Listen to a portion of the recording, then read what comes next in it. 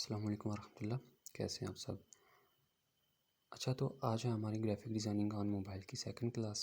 और आज की क्लास में हम देखने वाले हैं आप अपने कैनवस को कैसे कस्टमाइज़ कर सकते हैं और उसका साइज़ वगैरह कैसे आप सेट कर सकते हैं। उसके अलावा कुछ इफ़ेक्ट्स हैं जो कि आप अपने कैनवस पे अप्लाई कर सकते हैं। ठीक है, तो सबसे पहले तो आप ये जो फोर्थ वाला ऑप्शन है ना, सबसे नीचे, आप जब इस पे आते हैं ना, तो यहाँ पे आपको कुछ ऑप्शंस मिल जाते हैं। इनमें जो सबसे पहला वाला जो ऑप्शन है वो है कलर का। यहाँ से आप अपने ये जो कैनवस आपका, ठीक है, ये मैं आपको ऑलरेडी बता चुका हूँ पिछली क्लास में, फर्स्ट वाली क्लास में। अगर आपने वो नहीं देखी तो सबसे पहले वो देख लें जाके। यहाँ से आप अपने कैनवस का कलर वगैरह सेलेक्ट कर सकते हैं। फॉर एग्ज़ाम्पल मैं चाहता हूँ कि कोई डार्क सा कलर मैं अपने कैनवस पे अप्लाई कर लूँ, तो यहाँ से आप कोई भी कलर सेलेक्ट कर सकते हैं। तो मैं ये वाला करूँगा, ये वाला कलर सेलेक्ट करूँगा, डार्क ब्लू। ठीक है, तो आपको आगे दो ऑप्शंस मिल जाएंगे। एक है ये टिक सा जो बना हुआ है, एक इंच क्रॉस।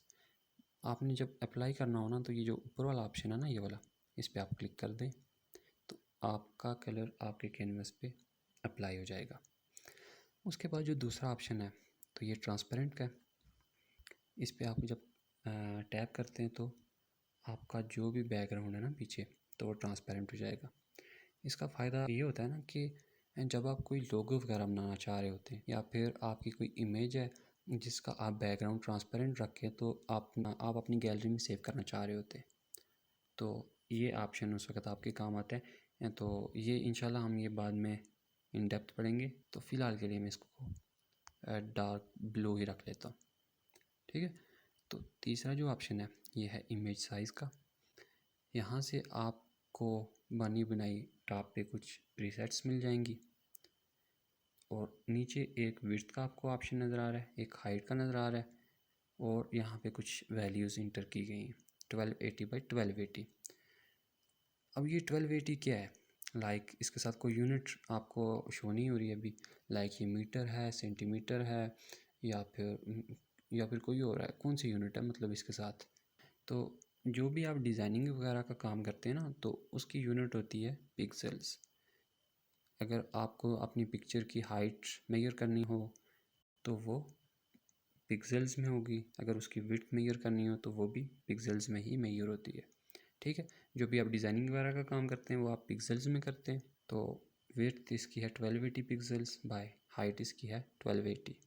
अब यहाँ पे मैं जब आता हूँ ना इमेज साइज़ पे, यहाँ पे आपको कुछ बने बनाए प्रीसेट्स वगैरह मिल जाएंगे। तो फॉर एग्ज़ाम्पल अगर आप अपनी प्रोफाइल पिक्चर वगैरह एडिट करना चाह रहे हैं तो आप यहाँ से ये चूज़ कर सकते हैं प्रोफाइल पिक्चर का। या अगर आप मैनुअली वैल्यूज़ वगैरह एंटर करना चाह रहे हो, लाइक अगर आप CV रेज्यूमे वगैरह बनाना चाह रहे हैं तो उसका आप साइज़ दे सकते हैं। उसकी विड्थ आप दे सकते हैं 2500 बाय उसकी हाइट आप दे सकते हैं 3300। ठीक है, जब आप ओके करेंगे ना तो ये ऑटोमेटिकली आपके रेज्यूमे के साइज़ के हिसाब से इसकी हाइट और विड्थ एडजस्ट हो जाएगी। ये था इमेज साइज़ का। इससे आप अपने कैनवस के साइज़ को, जो नेक्स्ट ऑप्शन है ना, तो ये फ़िलहाल के लिए आप इसको छोड़ दें। ये अभी आपको डिसेबल नज़र आ रहा होगा, तो इसको इनेबल करने के लिए आपको बैकग्राउंड पे यहाँ पे कोई इमेज सेलेक्ट करनी होगी। ठीक है, यहाँ इमेज में आप आ जाएँ। यहाँ पे आपको बने बनाए काफ़ी सारे बैकग्राउंड्स मिल जाएंगे।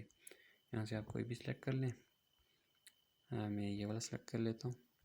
ओके, तो बाय द वे ये एक आपको टेक्स्ट लिखा हुआ नज़र आ रहा है यहाँ पे, ये अभी सिलेक्ट नहीं हुआ हुआ। तो मैं चाहता हूँ कि इसको मैं सिलेक्ट करके डिलीट कर दूँ। मैं ये कर सकता हूँ ना कि इस टेक्स्ट पे जब मैं टैप करूँगा ना, तो आप ये देख सकते हैं कि इसके साइडों पे एक बॉर्डर सा आपको शो होने लगेगा, एक आउटलाइन सी वाइट कलर की।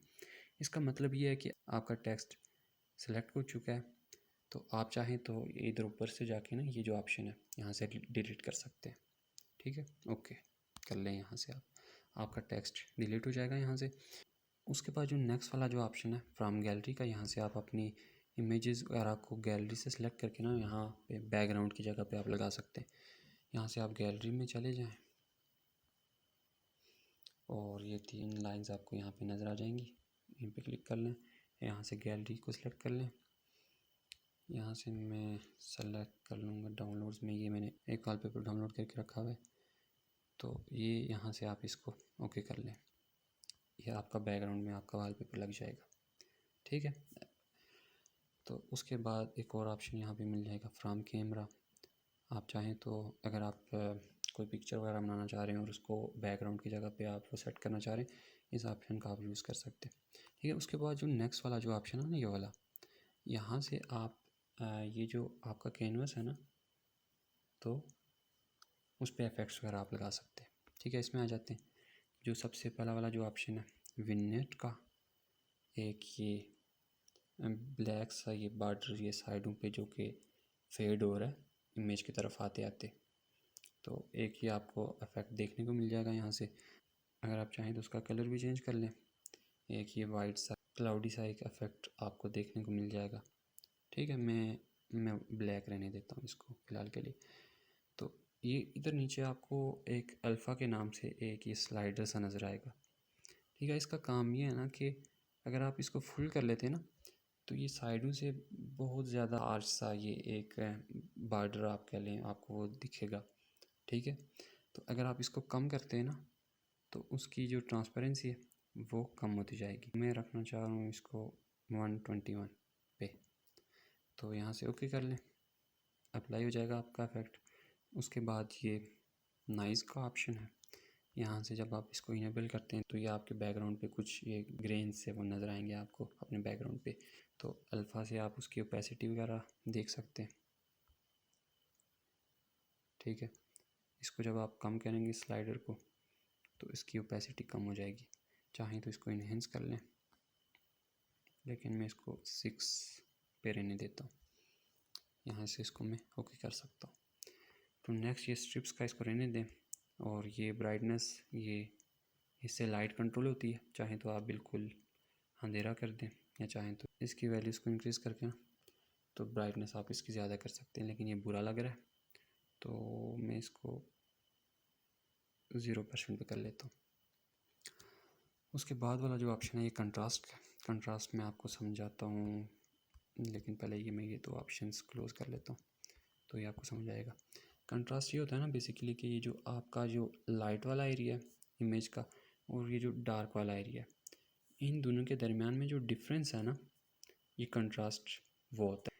ये आप नीचे जब आएंगे ना, तो इधर स्लाइडर से जब आप इसको पकड़ेंगे और आगे की तरफ जब आप मूव करेंगे ना, तो ये आपको डिफरेंस समझ आ जाएगा। ये होता है कंट्रास्ट, आपकी लाइट और जो आपकी पिक्चर के जो डार्क एरियाज हैं उनके दरमियान का जो डिफरेंस है। ठीक है, इसको मैं ओके कर लेता हूँ। और जो नेक्स्ट जो ऑप्शन है वो यू का है। इसका ये है ना कि यू को आप अपनी इमेज में डिफरेंट कलर्स देने के लिए यूज़ कर सकते हैं। लाइक आप अगर ब्लू देना चाहें या पर्पल देना चाहें, या अगर आपको वार्म सी वाइब्स चाहिए अपनी इमेज में, तो आप ये रेड रख सकते हैं। ठीक है, एक वो वार्म सा वो एक वो लुक सी आना शुरू हो जाती है इमेज से। अगर आप इसको एक वो कोल्ड सी वाइब देना चाहते हैं इमेज में, तो इसको आप ब्लू सी टोन आप वो उसमें रख सकते हैं। ठीक है, ये आपका हो गया यू। यहाँ से ओके करते हैं। और जो ये सैचुरेशन है ना, ये बेसिकली डिसाइड करती है कि जो आपकी इमेज के कलर हैं वो कितने ज़्यादा डल हैं या फिर वो कितने ज़्यादा इंटेंस हैं। अगर आप इस स्लाइडर को आप टैप करके ना इस पर तो आगे की तरफ बढ़ाएं ना, अगर आप फुल करेंगे ना तो ये बहुत ज़्यादा इंटेंस हो जाएगा, ये बहुत ज़्यादा हार्श लगने लगेगा। अगर आप इसको बिल्कुल -100 पे लेके जाते हैं, इसकी जो वैल्यू है, ठीक है, ये वाली, तो ये आपकी जो इमेज है इसमें से सब कलर्स बिल्कुल ख़त्म हो जाएंगे, बिल्कुल मुकम्मल तौर पे, और वो एक ब्लैक एंड वाइट वाला एक इफ़ेक्ट आपकी इमेज में नज़र आने लगेगा। ठीक है, इसको मैं फॉर एग्ज़ाम्पल देना चाहता हूँ -16। ठीक है, इसकी सैचुरेशन बाय द वे मैं इसको कम कर रहा हूँ, माइनस की तरफ मैं लेके आ गया हूँ। इसमें मैं जब टैप करूँगा तो ये रही आपकी इमेज एडिट होके। अब आप चाहें तो विनियट को भी आप यहाँ से इनेबल कर लें, और नाइस को भी आप यहाँ से इनेबल कर लें। ये थी हमारी आज की क्लास। तो नेक्स्ट क्लास में हम लोग पढ़ेंगे ये टेक्स्ट टूल। ठीक है, टेक्स्ट लिखना हम सीखेंगे इसी इमेज पे, क्योंकि वीडियो बहुत ज़्यादा लंबी हो जाएगी। तो बाकी अपना बहुत सा ख्याल रखिएगा। तो मिलते हैं आपसे नेक्स्ट क्लास में। जज़ाकुमुल्लाह।